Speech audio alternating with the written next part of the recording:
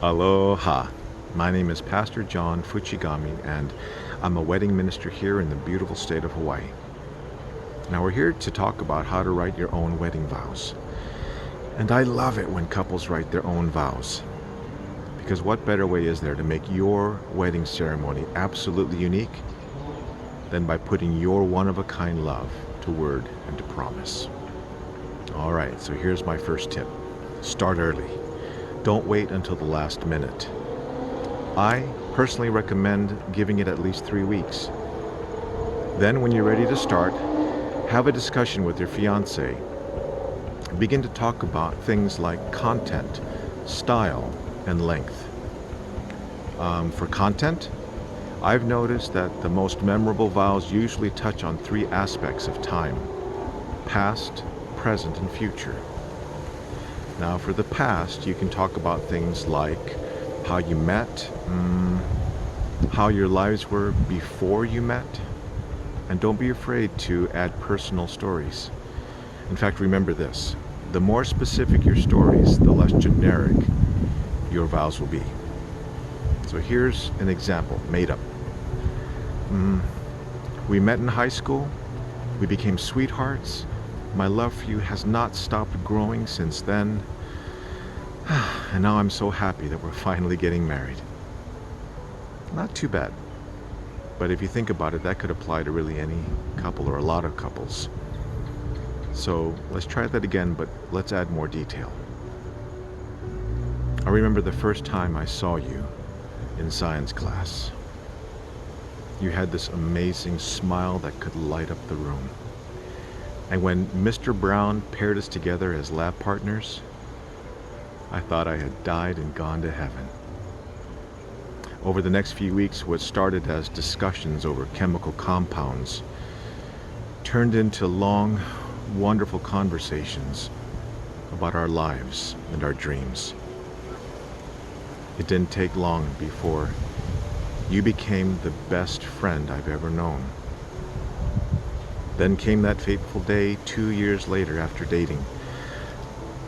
You accidentally sprayed food coloring all over my white shirt.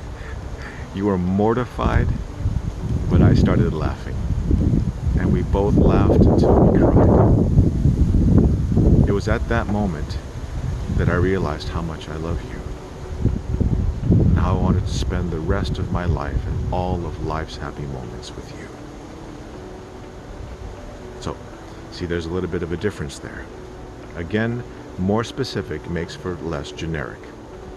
All right, for the present, you can talk about things like how your personalities or your stories complement each other, or talk about the things that you love about each other.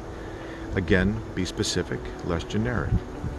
Brides, instead of saying to your grooms, "I love you because you're such a great guy," try saying something more like this: "I watch the way you take care of your mother so faithfully, and so I know that you will faithfully take care of me.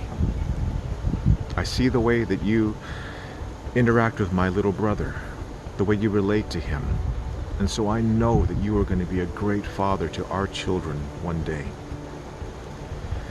The way you turned down that higher paid position because it was going to violate your ethics showed me that you are a man of integrity, and so I know that you will be true to me. I'm so proud of the man that you are, and I'm so in love with you." So you see the difference. More specific, less generic. For the future, this is where your actual vows would come into play. The promises, the commitments that you're going to make to each other for all your tomorrows. And even here you can be specific and have some fun. For example, I've had some brides come up with some cute ones like this. "I promise to watch the Super Bowl with you and to faithfully cheer for the Broncos." Now that you've got a framework for your content with past, present, and future, we can talk about style now. And the style is how you present that content. Let me give you some examples. One groom, believe it or not, used a Star Wars theme for his vows. Another groom he strung together multiple love songs to tell his story. And one bride, she used visual aids. So have fun, get creative. Next, you're going to want to agree upon the approximate length of your vows. Not down to the number of words, but approximate. For example, you don't want to have the first set of vows be multiple pages long, single-spaced typewritten, and then the second set of vows to be handwritten on a couple of post-it notes. You want them to be kind of consistent in length. And I found that the approximate length of well-written vows tend to be about 300 to 500 words. All right, so we've addressed content, style, and length. Next, go ahead and create your first draft. And then sit on it, let it stew for a day or two. What you thought sounded great initially might actually sound cheesy or ordinary after just a few days. And then use the remaining time to fine-tune your vows. Craft it until it's a masterpiece worthy to present to the one that you love.